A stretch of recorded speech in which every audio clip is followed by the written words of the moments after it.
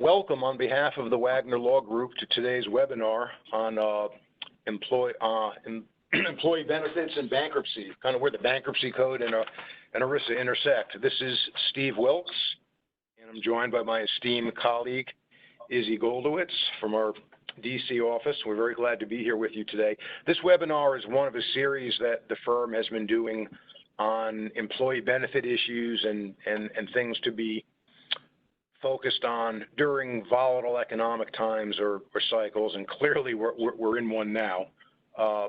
And bankruptcy and reorganization, unfortunately for the country as a whole, looms large. So it's an issue that we, of course, as attorneys, we deal with as part of our practice and our bankruptcy and restructuring practice. But it's become very important right now, so we're glad to share our thoughts and our learnings with you. What we're going to focus on today is we're going to, Izzy is going to take the lead and really walk us through terminations and PBGC issues and priority of claims, a lot of the nuts and bolts of bankruptcy. And I'm going to take a little bit of a focus with you in the latter portion of the webinar on fiduciary aspects. If you're a fiduciary to a plan or a plan sponsor and you're considering a bankruptcy or you're in a bankruptcy proceeding, what does that mean? What kind of issues might you be looking at, and how should they be addressed? That's our focus for today. Let me just put a few comments on the table, and then Izzy, I'll ask you to add to that. Kind of a little bit of context for today. I mean, clearly we're in a tough environment right now. A lot of volatility, some very serious challenges for the country. We know that there are going to be some bankruptcies and restructurings. We've already seen the filings pick up over the last couple of weeks in the U.S. bankruptcy courts. Why do people go bankrupt? Sometimes they're over leveraged. There can be industry failures, management issues. As we have right now, there's a very powerful external force, environmental factors in terms of our health issues and how that ripples through the economy, force majeure, if you will, political issues that impact business decisions.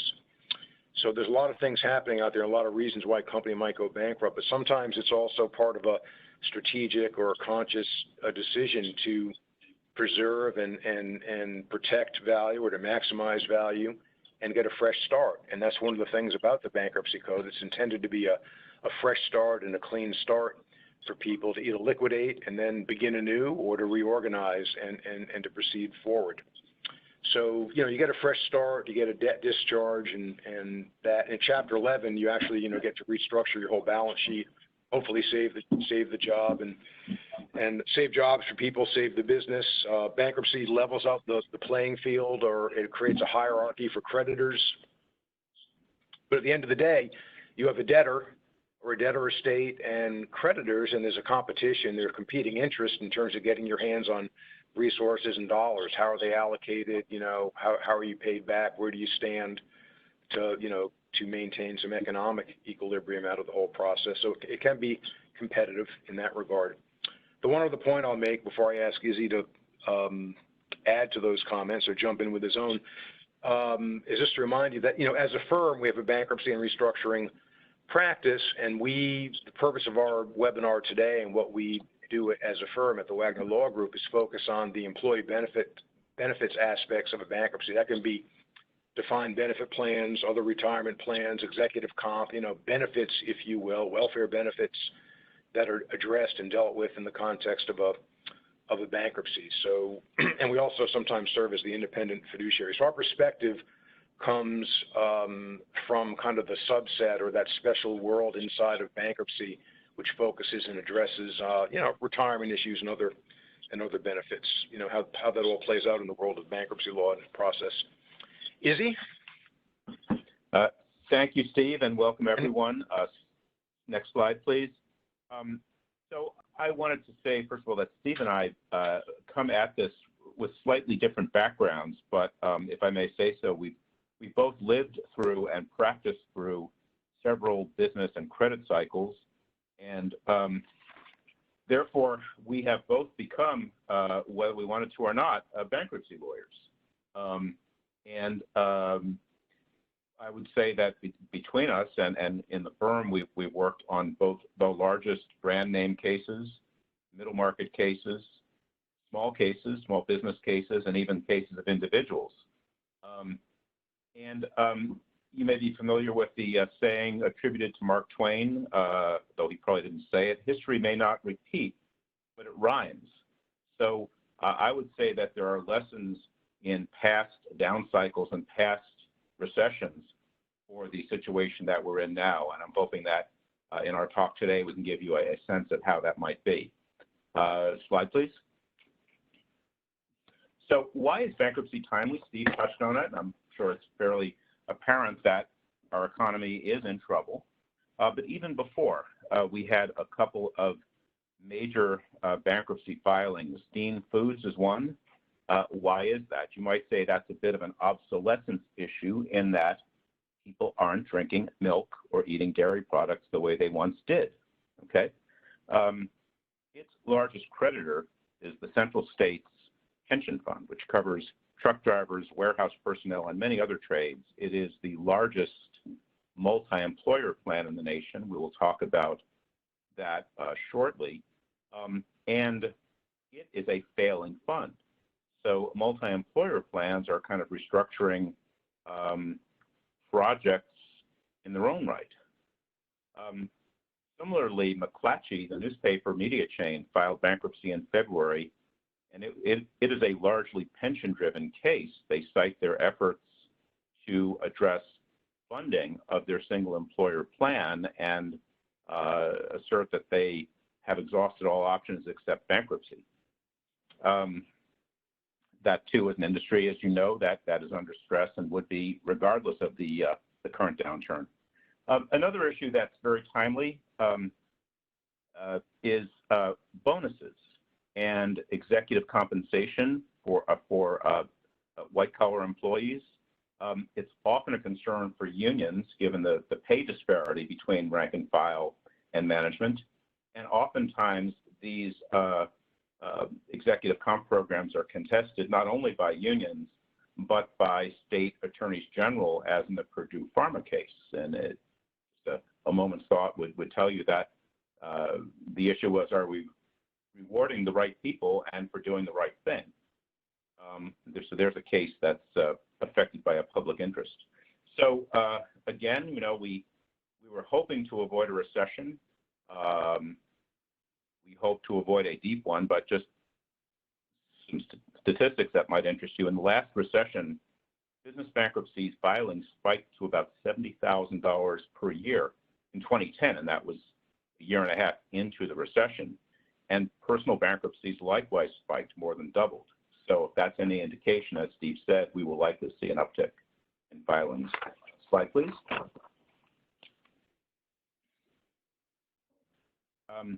That said, pensions can survive bankruptcy. I spent many years at PBGC, and our primary objective was to try to make sure that pension plans would survive either a bankruptcy or a financial restructuring out of court. And it happens more often than people might expect. Now, it's true that in the Delphi case, pensions terminated, and there were very large losses both to the PBGC's share premium payers and to the participants. And pension plans of many other large businesses, including United Airlines, terminated in the last decade. But many others rode through, more than you would think. One very good example is American Airlines, which would have been one of the largest losses in PBGC's history and inflicted even larger losses on participants. There, what happened was, through the good offices of the U.S. Treasury Department, a rule was issued permitting an exception to what's known as ERISA's anti-cutback rule, allowing the company to stop paying lump sums. That, in turn, prevented an exodus of some of their best trained pilots and allowed the airline to keep flying and ultimately helped save the company and the pension plan. So what are some of the reasons that pensions can survive? There, it was kind of, in American Airlines, kind of a common issue for virtually all constituents, including the other creditors, that the pension survive. Why? Because a very large claim would have significantly diluted the other creditors' recoveries. It also is a very good example of the use of the court of public opinion, i.e. the media, in order to show that pensions are not necessarily unaffordable and that defined benefit plans are not necessarily legacy or dinosaurs that ought to be dispensed with. That said, very often companies are financed by private equity, and as you probably know, when we are awash in credit, prices for companies are bid up and they give security in what's known as an LBO, and then the business becomes unsustainable when there is a setback or a downturn in the economy, and the LBOs often unwind in bankruptcy. And in those situations, the traditional pensions often are regarded as legacy costs and often are, in fact, unaffordable and must be terminated. Just a note about personal bankruptcies, pensions and other retirement income in 401k plans, for example, are generally outside the bankruptcy estate or can be exempted from the estate and therefore are protected from creditors' claims and are part of, as Steve said, the fresh start income of the individual. Slide, please.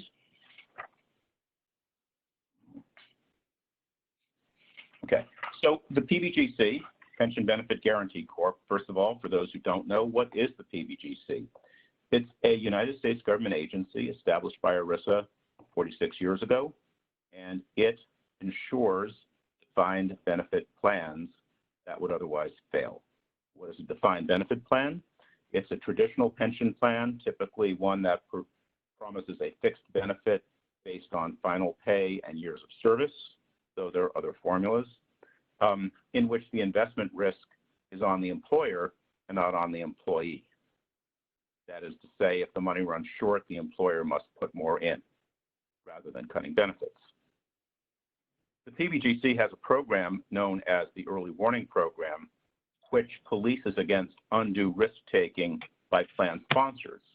What do I mean by that? Well, if, for example, a well-heeled parent company were to sell the stock of a subsidiary that is the sponsor of a pension plan to a parent that is less well-heeled, so therefore a greater credit risk, that might put the pensions at greater risk of termination and the PBGC ultimately at greater risk of not collecting the shortfall because there is control group liability. That is to say, parent companies are jointly liable for funding and for PBGC claims.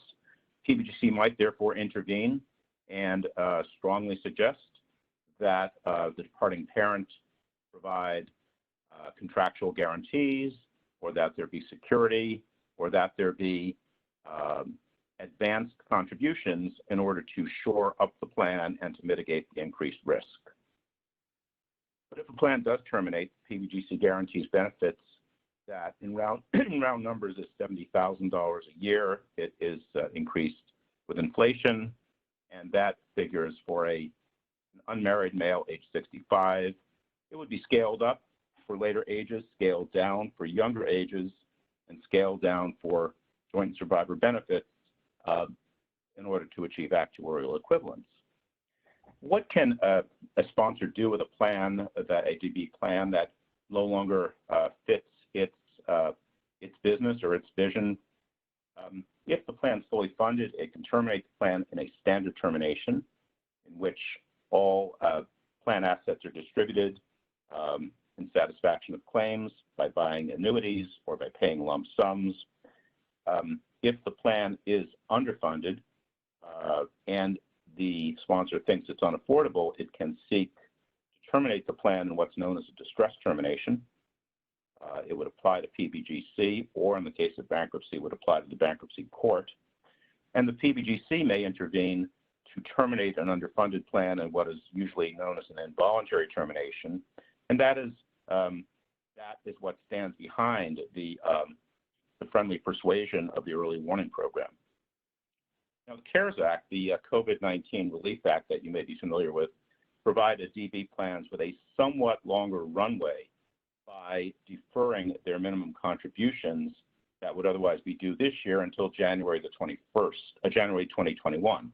That said, if you've got a very large funding mountain and you push it back only a mile down the road, the mountain will still be there next year. So it's not clear to me how effective that will actually be.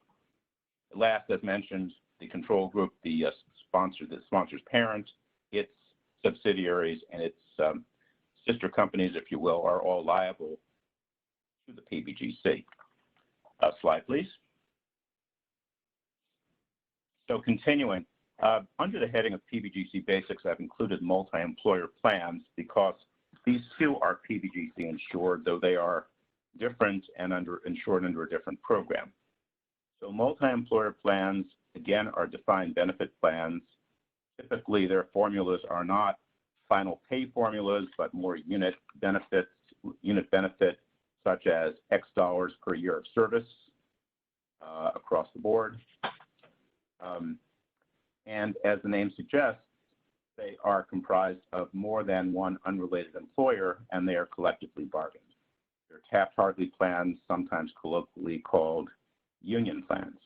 Now, the funding standards are more forgiving than for single employer plans. That is to say, the actuaries have more discretion to say how much must be paid each year to amortize the liabilities. Withdrawal liability is the remedy when an employer either goes non-union or goes out of business and withdraws from the plan. Because these are large risk pools and the risk is now shifted to everyone who remains, Congress came up with a mechanism to shore up the plan when an employer departs, and that's withdrawal liability. And it not only shores up the plan, but it actually is intended to match the missing cash flow because it's calibrated to roughly equal what the employer's contributions had been in the previous years. Many multi-employer plans, despite these reforms, are in great trouble and have been for many years. You can appreciate the reasons that many of the things that Steve touched on, obsolescence, industry obsolescence. In the case of multi-employer plans, it's also the decline of the unionized sector. Think about, for example, the garment industry, garment manufacturing, which has largely gone offshore, trucking, which has to a great degree gone non-union, and coal mining, which is not only a declining industry, but has also largely gone non-union. And so you have fewer and fewer active workers supporting larger and larger legacy costs, and at a certain point it becomes unsustainable. So Congress enacted what you might consider a bankruptcy-like solution, though without a bankruptcy court, and that is to allow benefits to be reduced or suspended, and also to require that employers contribute more and more under what are known as funding improvement or rehabilitation plans. But even so, some plans are just so unsustainable that none of that will help, and they will inevitably spend their way into insolvency. And for that reason, the PBGC insurance program for these plans is likely to fail within about 3 years. And it's a fairly stingy guarantee to begin with. So that is, if you will, a restructuring problem in itself that some hope that Congress will address soon. Slide, please.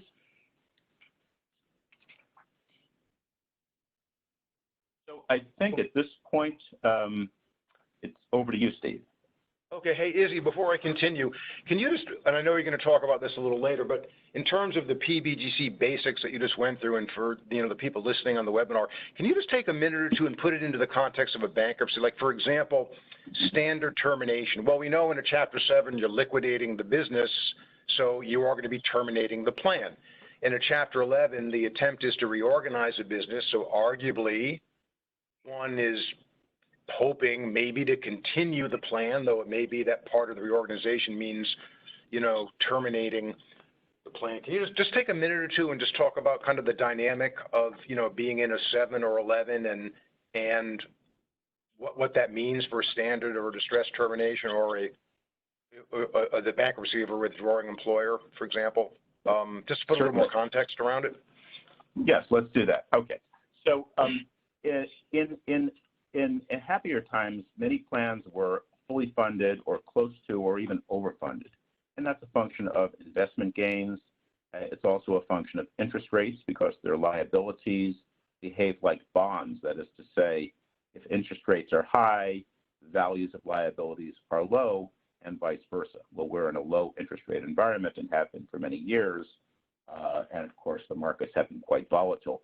But in situations where the assets match the liabilities or nearly so, the employer may wish to do a standard termination, and if it's a nearly so case, may wish to make a topping up payment in order to terminate the plan in a standard termination. And that can be done in a bankruptcy in a Chapter 11, but it requires court approval because, as Steve has said, this is a scramble for limited dollars.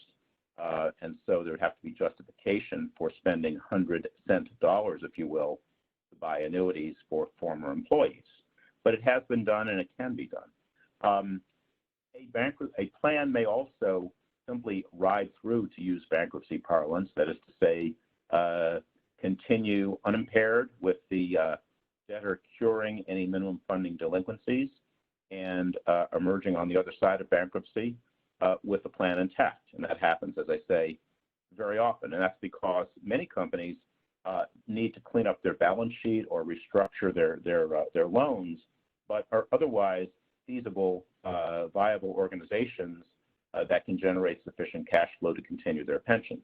And then conversely, some companies have simply shrunk so much that their pension is larger than the enterprise value, and that is clearly an unsustainable situation. And in situations like that, it is quite likely that the debtor could show the court that it must terminate the plan in a distress termination. And then the PBGC, by and large, as we'll get to, will be standing in line like other general unsecured creditors to get its fractional cents on the dollar. A withdrawal is on a slightly different footing because it doesn't require court permission or PBGC approval. A withdrawal occurs when a company goes out of business, so in a Chapter 7 or a liquidating Chapter 11, and there are such things, the company might cease covered operations under the plan, and that would be the withdrawal, and the claim would then be satisfied in fractional dollars, by and large. There is a tie-in to labor and employment law, as we'll see, where a labor agreement may be modified or rejected, and quite frequently a Chapter 11 debtor would seek to at least modify its collective bargaining agreement to allow it to withdraw from the multi-employer plan or plans. That is an adjudication, does require a court ruling. So I think that pretty well covers the field on that question. Okay. Hey, thanks, Izzy. I appreciate that. That's good. So just very quickly, just a couple of things we're going to, as we move forward and get deeper into the benefits aspects of bankruptcy and some of the fiduciary things as well. Let's just take just a minute and throw out, for those of you that are not as familiar with bankruptcy as others, just a couple of bankruptcy basics. Who are the parties? Who are the players in bankruptcy? What does the process look like? What's the end result? How do you come out of it? What are some of the procedures and things that you engage in along the way? And as you heard, there are several different kinds of bankruptcy. 7, 13, 11. They're all named for different chapters of the Bankruptcy Code. But I think for today we're pretty much focused on Chapter 7, which are liquidations, and Chapter 11s, which are reorganization. That's our major construct for today. So Chapter 11, let's talk about situations where people are trying to reorganize, get a fresh start, reallocate the assets, and start anew. So These cases begin with filing a petition. This is very process intensive under the Bankruptcy Code. The debtor, that's the business, if you will, is the debtor or the debtor in possession.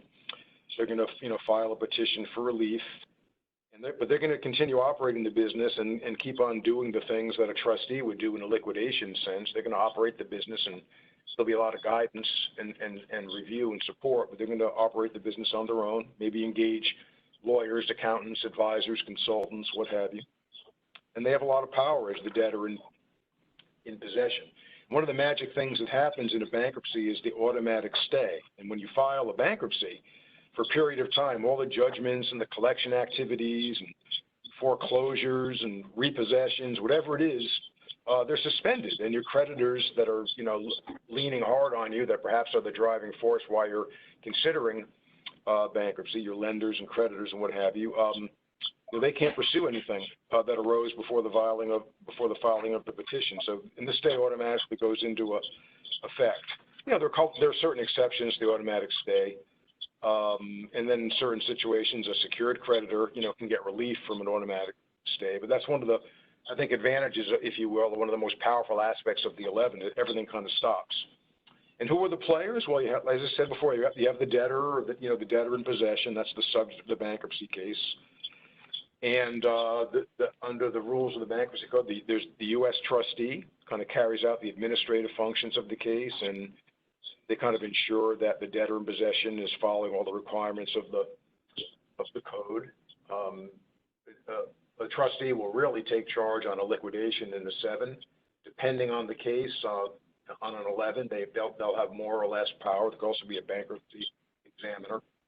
And one of the big things that happens is, the debtor will prepare a disclosure statement. They put out all the information about the business and the assets and what have you, and what the game plan is going forward. And the game plan, if you will, is known as the plan of reorganization. And that's something that people will argue and debate and negotiate and agree or not agree on. And, the plan of reorganization sets out the pathway forward, who gets what, when they get it, what percentage of assets they recover, so on and so forth. That's a big piece of the bankruptcy process in 11. The court ultimately has to approve your disclosure statements and the 11 itself, the confirmation hearing. And then even after the confirmation hearing, there might be certain issues that come up in terms of, implementing the plan after the fact. So it's a pretty long process, to go through the 11. And along the way, there are going to be objections to claims and priorities. Izzy's going to talk about some of those in a little bit. Might be adversary proceedings or other lawsuits that take place to avoid liens or transfers or, to seek a change in the plan. So it can be a fairly, intensive process. But I think at the end of the day, 11s are meant, it's meant to be a fresh start. I think there's always a little bit of a stigma on bankruptcy, but liquidation, the laws were written and drafted with a view toward giving people a fresh start, a chance to start anew by liquidating and getting a clean start or doing a reorganization and reworking what you have. So again, the idea is for an 11 is to, maximize value, to endure the crisis that you're in, save jobs if you can, and get through the crisis. And the way the 11 works is you get a little bit of a breathing spell. And there are other special things, special treatments of executory contracts, like, Izzy mentioned before about the ability, to, with labor agreements. There are certain things you can do. You can sell assets out of a Chapter 11, Section 363, free and clear sales, so on and so forth. So if you can imagine, I'll just give the steps in a bank to give you a little sense of what the, the timeline might look like. You're going to go through. Well, maybe I'll just hold that. There's a lot, from the filing to the end, coming out of confirmation. Let's just agree that there's a lot of steps to it, and it's all regulated by the Bankruptcy Code. And along the way, depending on where you are, with regard to the plan or the executive, the pension plan, 401k plan, executive comp, if you're the debtor, if you're the company, you're kind of being asked, well, what are you going to do with your compensation plan for your employees or your retirement plan? If you're a lender, you might be saying, I don't want you to fix those plans. I want you to pay me back. If you're a plan, you're saying, I don't want you to pay off the lender. I want you to make sure I get all my compensation I've got due, and don't cut out my medical benefits and things like that. So that's where all the tension comes, and depending on what role you're playing, on a committee or what have you, that your perspective, on the benefit plan will be informed accordingly. Slide, please. And just very quickly, as you know, there's been a lot of legal activity going on in the last couple of months with regard to COVID, but even so, there were some changes back in 2019 that were going to be becoming effective in January on the Small Business Reorganization Act and Small Business Reorganization Act, and the intent there was to have a more efficient, quicker, easier, if you will, process for small businesses to undergo to go through a bankruptcy, reorganization in order to, move forward. And they didn't really have that before. The Chapter 11, just by definition, there's so much going on to it. It almost ruled out, small companies. Just the ability to play in that venue was somewhat inhibited. So they made some changes, in terms of, how the process would work, and they streamlined everything. Slide, please. And another thing that they did, in addition, you can see some of the key points there on the Small Business Bankruptcy Act. No committees, no disclosures. Again, just meant to be very streamlined. Slide, please. And then now, as a result of the COVID legislation that we have, they've also made some additional changes. Just last month, March 27th, that, as part of the CARES Act, they increased the debt limit. They changed the rules, for small businesses. That, they increased the debt limit, to define a debtor that could be eligible for the speedier process.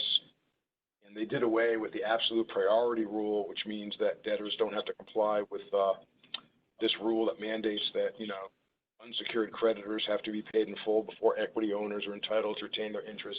So they did a lot of things to make the overall process easier for small business generally, and then some additional nuances that came into play last month with the CARES Act. Slide, please, and back to you, Izzy. Thank you, Steve. So let's talk a bit about claims. As we've said, this is a competition for a limited pool, and not everyone will be paid in full. In fact, most people will not be paid in full. So what is the hierarchy?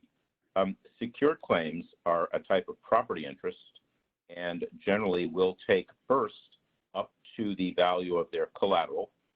And of course, collateral may get a little bit mushy in hard times, but up to the value, those secured claims are good, and secured creditors are entitled either to payment in full or for their security to be carried forward post-bankruptcy, or for them to get replacement collateral of equivalent value.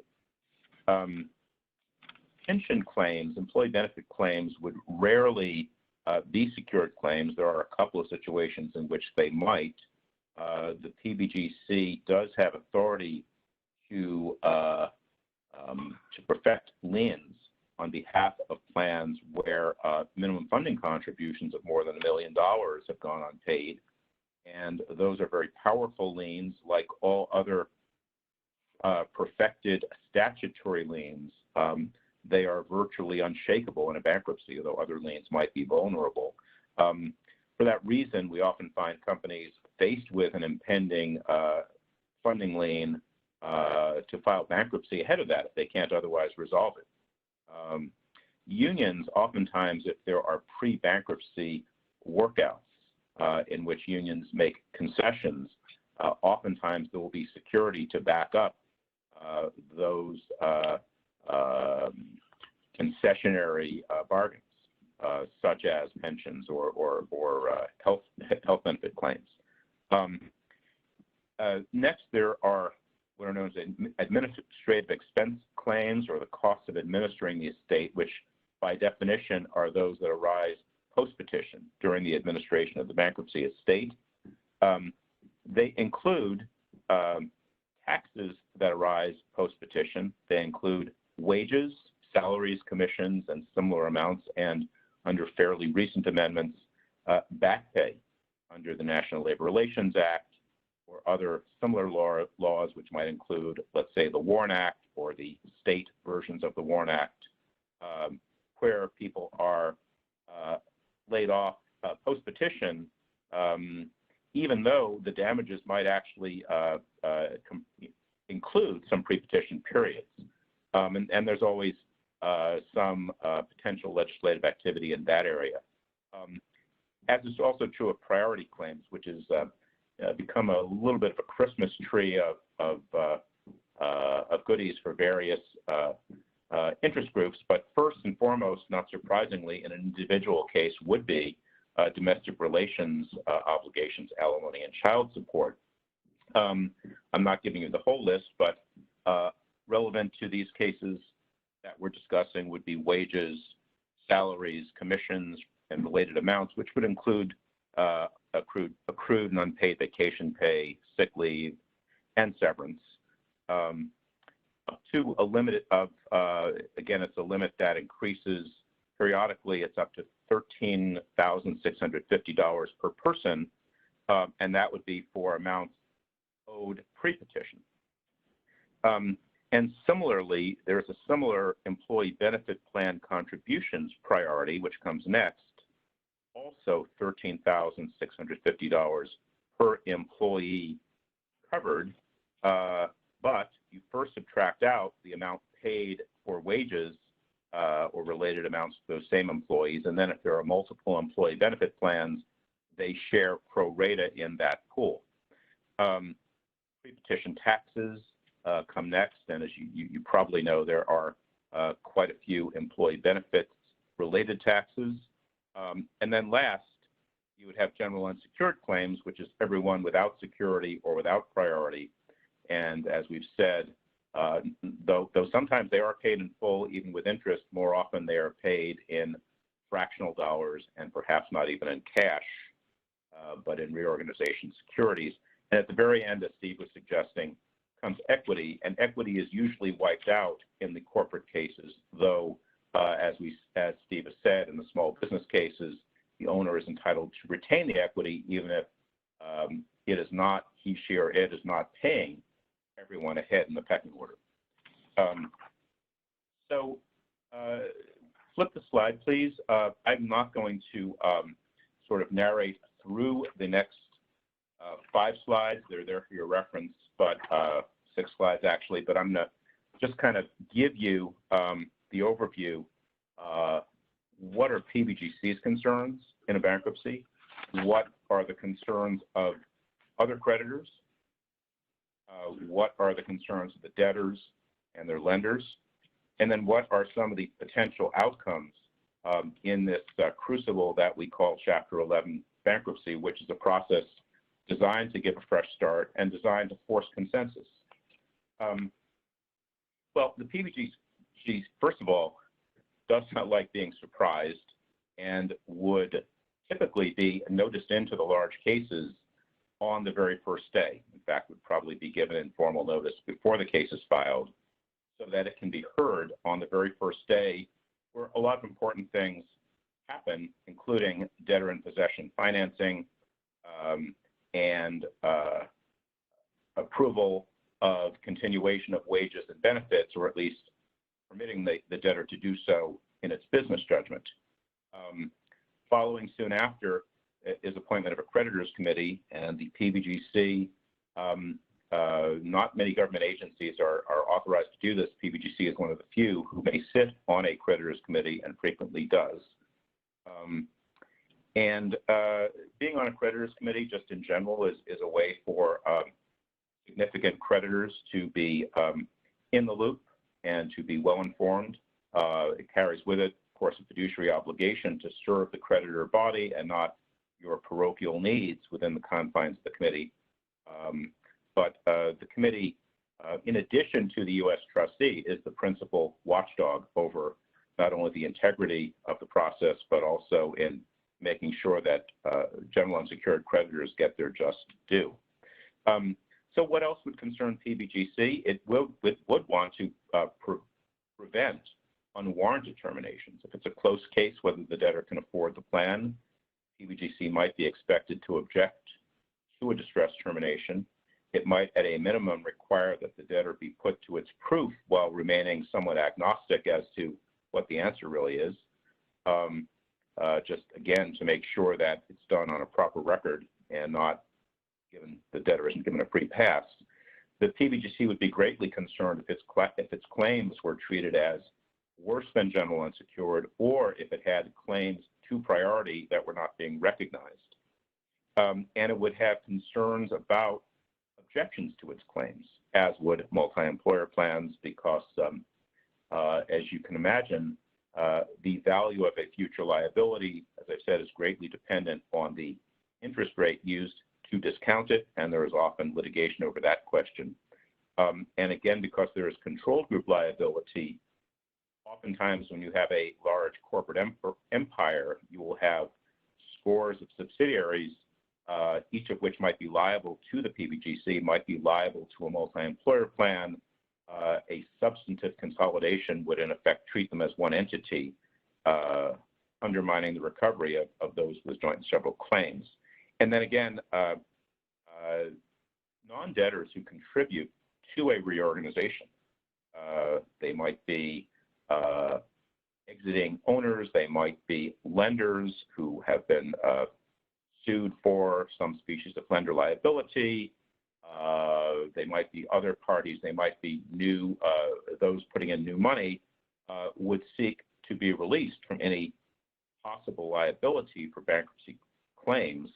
The PBGC and the Labor Department, for that matter, would be extremely wary about those that purport to release anyone from ERISA fiduciary liability.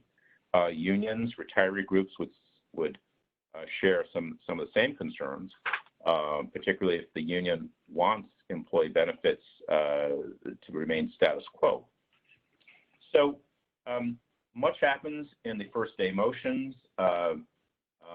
Much happens in the sort of meetings before meetings and in forging alliances. You oftentimes find kind of strange bedfellows in bankruptcy, those who have common interests, common goals, even though outside bankruptcy they might be opposed, because they're all in it together, and they know that if we don't save the company and don't save the jobs and don't save the tax base, everyone will lose.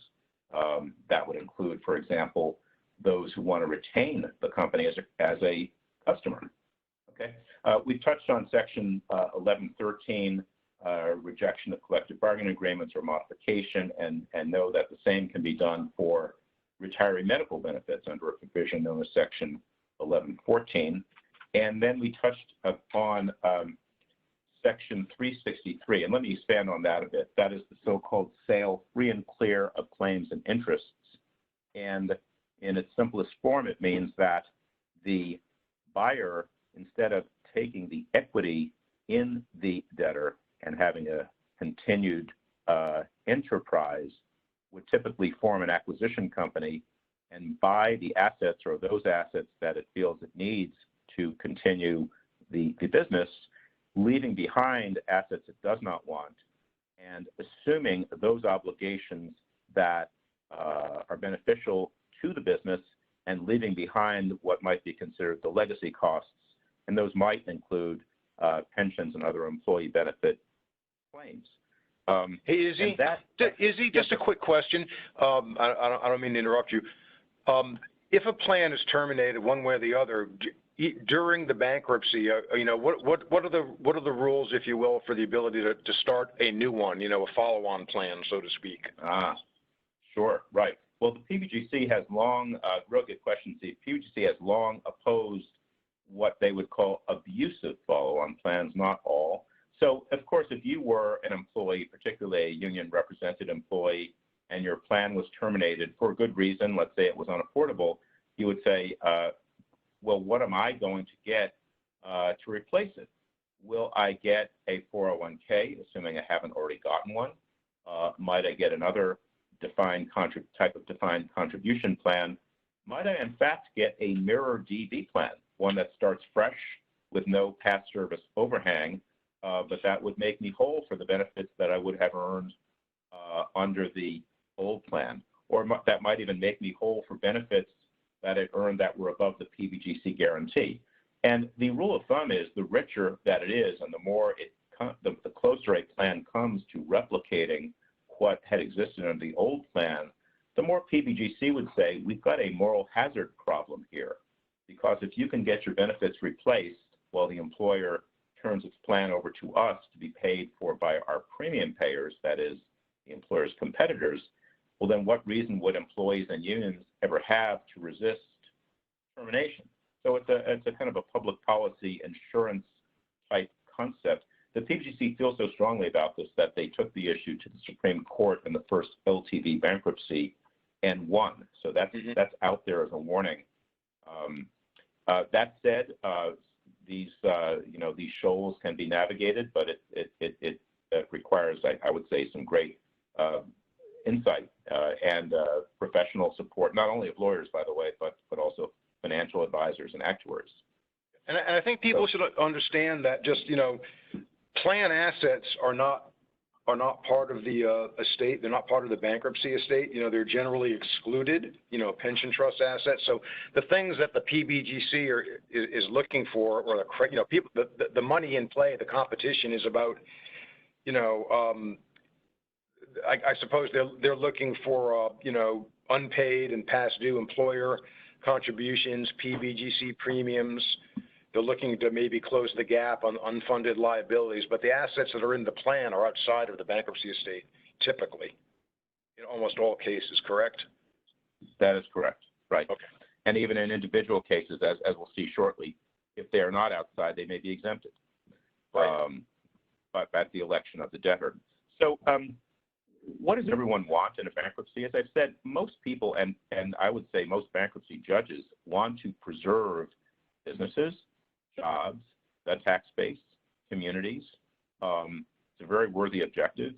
And the code does favor compromise, and it has various tools that can be used to force compromise. It is often a litigious process, but the litigation, in my experience, is usually used as leverage to force negotiation rather than as an end in itself. Unions want to preserve, of course, the status quo to the extent possible. They want to preserve jobs, wages, work rules, and benefits. It's not always possible. Retirees and the PBGC generally would like plans to continue. But of course, active employees need to get something out of the deal. And if the paycheck will not support both reasonable wages and fringe benefits and amortization of the legacy plan, you've got a genuine issue there. So I guess I'd be remiss if I didn't just mention that in light of that sort of intergenerational issue and the fact that people don't stay with the same employer for as long as they once did.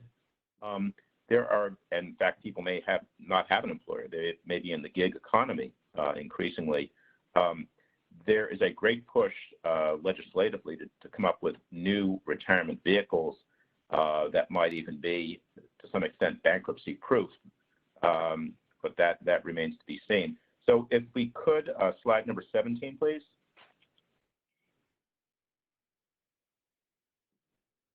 Thank you. Let me say a few words about defined contribution plans in bankruptcy before turning it back to Steve.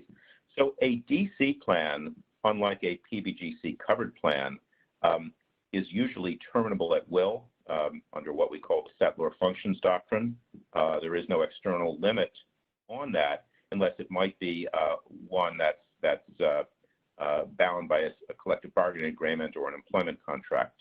As Steve has said, in a personal bankruptcy, DC accounts, 401k monies, for example, even IRAs or equivalent vehicles for state, local employees are not property of the estate. And for that matter, DB plans are not property of the estate. But even if that were not the case, the debtor in an individual bankruptcy can exempt retirement income, another aspect of the fresh start, and may elect either federal exemptions or state exemptions. State exemptions may be more generous. As you may know, state homestead exemptions in certain states are very, very generous. Just to take, for instance, And likewise, state exemptions for retirement income might be more generous than the federal ones. State debtor-creditor law or trust law, for example, might include spendthrift trust provisions. The spendthrift trust is one that prevents both voluntary, i.e. pledging as collateral, and involuntary, i.e. a creditor's foreclosure on the beneficiary's interest. And employee benefit plans may well meet that description. Of course, it'd be different if the debtor had, stuffed money into a DC account or an IRA outside the ordinary course on the eve of bankruptcy to try to shield those monies from creditors. And there's a lot of case law on that. We're doing some work in that area as we speak. Back to you, Steve. Okay, thank you. So, employee benefits firm that we are, we also want to do, slide please. We also want to talk a little bit about some of the fiduciary issues that arise in the, in the ramp up period, in the as you are considering, bankruptcy or looking at it as a possible business strategy, or, you're filed, you're in bankruptcy. What does that mean? Who are the fiduciaries? What kind of liability to have? What are the responsibilities? So, there's no particular guidance. There's no special rule in ERISA about, how to be a fiduciary in bankruptcy, and there's nothing in the Bankruptcy Code specifically with regard to fiduciary standards. It's all evolved as a matter of practice. And I would say that much of it is, your standard of care, your duties, your responsibilities don't really change. The issues, the examples that we can talk about, employer securities is always a tough issue. What kind of disclosure do you have to make? These are things that apply to fiduciaries and are considerations for fiduciaries. They're clearly heightened and under a lot of scrutiny in a bankruptcy context, and I think there's maybe a way to implement them and to address them in the context of a bankruptcy proceeding. But there's nothing, there's no difference in the ERISA standard, for fiduciaries, before bankruptcy, in bankruptcy, or after bankruptcy with regard to plan assets. But it raises a lot of questions. If you're in a Chapter 7 liquidation, you have a retirement plan, well, you're going to be liquidating the plan. That kind of provides some contours around your fiduciary standard. Or if you have some other, you have medical benefits or executive comp programs or other things that are in place, even though it's not an ERISA fiduciary asset, you're moving toward liquidation, and that's going to steer your sense of responsibility, to the estate and to your employees, the participants, what have you. In 11, reorganization, the operating premise is that you're going to continue operating, and these things will be ongoing. So how do you, preserve, protect, and move forward? Is that something that you want to do? How do you do it? So I think some of the questions that we'll want to think about, well, who are the fiduciaries, and what duties apply specifically? In the context of a bankruptcy scenario, which plans are ERISA governed, which would imply a fiduciary standard of care, fiduciary liability? Which benefit programs or retirement vehicles are non-ERISA, which just puts them into a different platform, for standard of conduct and what have you. Is there anything special to think about pre-filing as compared to after filing? What are your claims? I imagine in a pre-filing sense, you're looking at your ongoing, responsibilities to fund a plan or make certain contributions. Once you've filed, those fall into a you're trying, someone is trying to collect on those. Someone might be stopping you because they want to use the assets for something else. Once you've filed, if funding a plan is deemed to be part of the ongoing responsibility of running the business, then it gets a different priority place. It moves to an administrative expense, as Izzy was saying before. So you have to kind of think about, what does the world look like? What am I looking at operationally pre-filing versus during the pendency of the bankruptcy procedure? What's the role of the debtor? I'm going to talk a little bit about the role of the debtor, especially in a Chapter 7. The debtor being, the debtor in possession, the estate, the bankrupt entity, and there's a trustee that's appointed there. Are they fiduciaries? Are they just going to administer the plan for you because that's part of the responsibility? Do they become a, quote, fiduciary under ERISA? We'll talk about that in a moment, and about Bankruptcy Code 704. A lot of times there's an opportunity or a need, or it makes sense to appoint independent fiduciary to handle some of these issues. We'll talk about that a little bit. I think some of the bigger issues you'll see are employer securities,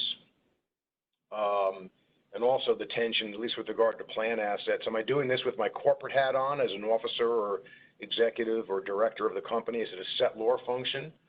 Or am I wearing a different hat, with regard to, the plan committee I serve on, or being on the, the trustee of the plan, or what have you? And how does that, how's that going to impact me? Slide, please. And just the general standard, for disclosure. So in terms of who the fiduciaries are, I think, ERISA basically says if you're managing assets or rendering investment advice about those assets for a fee, you're a fiduciary. If you have some sort of discretion over the administration or operation of the plan on certain issues, you're going to be a fiduciary. You want to know who those people are, and then you can look at the activities that they undertake, and you're going to be asking, well, what function is it? Are they a fiduciary or not? It's okay. It's not a violation under ERISA to wear both hats, and we know, the case law acknowledges that you're a fiduciary, to the extent that you're engaged in that activity. So you can wear multiple hats, but it's really important to identify who's doing what, when they're wearing that hat, because when you're a fiduciary, you have to have the single eye, as they put it, or an eye single, I guess is the quote from the case law, from the old Donovan case, on the interests of the participants and the beneficiaries, and that can conflict sometimes when you're in your executive or managerial mode and you're trying to preserve assets of the estate and think about moving the business forward. That can create a conflict between protecting the interests of the plan and the participants, and that's why you have to really be careful, how all those issues are managed. Remember, you have personal liability when you're an ERISA fiduciary, and there are lots of players. Typically the sponsor, the corporation is typically the named fiduciary. There's going to be a trustee. There's going to be potentially, benefits committees or investment committees. You might have a directed trustee. Officers and directors, oftentimes unknowingly, are part of the fiduciary calculus because of their duty to, monitor and supervise certain activities within the company. So, and then there's also co-fiduciary liability. Once you know who your fellow fiduciaries are, you have to be wary under ERISA during this bankruptcy scenario as to what are your colleagues doing? What are the other fiduciaries doing with regard to those plan assets? So it's very important to identify who those people are. Slide, please. And for purpose of this discussion, some retirement vehicles and programs are governed by ERISA, others aren't. So employee benefit plans, be they of the pension or welfare nature, will be, typically will be structured as ERISA plans, but there are exceptions. There's certain top hat plans for executive management. In a small case scenario, solo plans with no employees won't be governed by ERISA. Voluntary benefit plans are a question. Certain insurance programs may or may not be covered by ERISA. So again, the idea here is to make sure that we understand which plans carry with them fiduciary coverage, who are the fiduciaries for those plans, what roles are they playing with regard to the benefit programs versus the company. How do we sort out and tease out their settler versus fiduciary responsibilities? One of the big questions a fiduciary is going to have to, I think that you have to ask, is when you're in that role, if I'm in a managerial role and I'm making decisions about the future of the company, I might be moving toward liquidation or reorganization. How's that going to impact the ability to pay benefits to those participants for whom I'm also a fiduciary when I have my fiduciary hat on?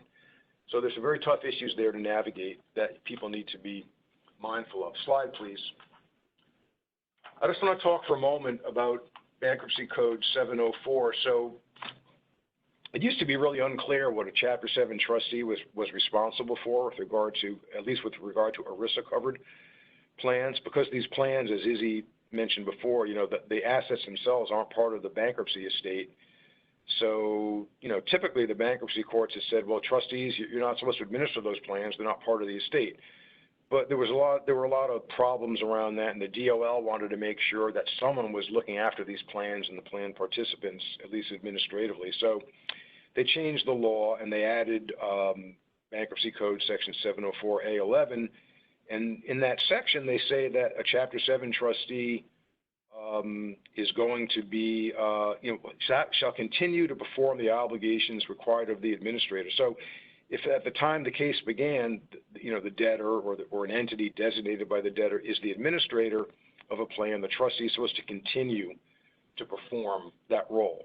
Now, I cited a couple of key court cases here for you, and I'm going to, I'll just mention that if anyone wants to get the cites on them or copies of them, please let me know. But in a nutshell, there's been a lot of controversy around what that really means, because there's a real tension between the bankruptcy court and its jurisdiction over bankruptcy assets, the Department of Labor and its vigorous enforcement of who has jurisdiction over a plan and plan assets. So the courts have been back and forth trying to figure out what this really means. If the Chapter 7 trustee is actually the administrator of the plan as defined by ERISA, which makes you a fiduciary, or you're just someone who's charged to do administrative type functions, which doesn't carry the additional responsibility of being a quote, a fiduciary, but you have to administer the plan. And what does that mean in terms of using plan assets to pay expenses of the estate and of the bankruptcy and so on and so forth? And there's a lot of questions that come out of that. And these cases, there's been more cases here. There have been several versions of the Robert Plan. I think 2 or 3 versions of the Robert Plan case. These are all going back over the last 10 or 15 years, and they've come out in various places. Some of them have been diametrically opposed. They say that the trustee is a fiduciary. Others say that the trustee is not a fiduciary. A lot of controversy around it, which leads me to the point of saying that oftentimes this is a great opportunity, a great segue, slide please, into independent fiduciaries. A lot of times a trustee might say, I'm not sure exactly what authority I have or don't have, and I don't want to bother with it. I'm not sure I know that much about ERISA anyway. There's so many other things as a trustee I'm responsible for. Maybe what I should do is, rather than be the fiduciary myself, maybe I'll exercise my power to amend the plan. And this actually happened in the case that we were involved in. It was a long case that unfolded over a number of years involving the unfortunate demise of some very prominent law firms in California, in San Francisco. And they had a couple of plans, and the plans, back and forth, cash balance plan, a 401k plan, defined benefit plan, back and forth, who's in charge, who has the authority, who can pay the expenses, where the expenses paid from. At the end of the day, the trustee in this case filed a successful motion to amend the plan and appoint an independent fiduciary, and that solved the problem. I mean, the trustee didn't have to worry about being the fiduciary of the plan and try to determine the scope of his authority, from where certain expenses that were plan related could be paid because an independent fiduciary was appointed directly. And subsequent to that, it was a couple of years after that when the PBGC withdrew and the DOL withdrew. Ultimately, our law firm, the WAGNER Law Group, came in as an independent fiduciary on that particular case. So I think the whole point of the 704 discussion here is that they tried to address the problem of making sure that plans were taken care of by designating the Chapter 7 trustee to administer the plan. But what does that really mean? What does administer the plan mean, and how do you resolve the potential conflict jurisdictionally between the bankruptcy court and ERISA, who has the authority to impose jurisdiction? And those questions are still being addressed to this day. Slide, please. So I think I think our last point we're going to make, one of your hot issues, we're doing pretty good time-wise. We're just coming up on the end of an hour. I think one of the other most common examples you'll see in bankruptcy cases where your fiduciary hairs on the back of your neck will stand up will be with employer securities. I mean, so clearly you've got a conflict if you're an executive at the company between your duties to protect the stock value and depending on what you know about the stock, how does that impact your duty with regard to the plan in terms of investing or using it as an employer match or having it as an investment option with a stock fund or contributing stock in kind, things like that. So in a closely held business, most of the employer securities revolve around valuation, as you can appreciate. That hasn't changed. In the public company context, that you get the question of the settler versus fiduciary conflict. How do you reconcile ERISA with the securities laws? And there's been a lot of case law on it. The most recent case actually it was interesting. We just had a Supreme Court case a couple of months ago, the IBM versus Jander, and they had a chance to maybe revisit the Dudenhofer case and maybe expand on it a little bit. They kicked it back down. They moved it on procedural issues.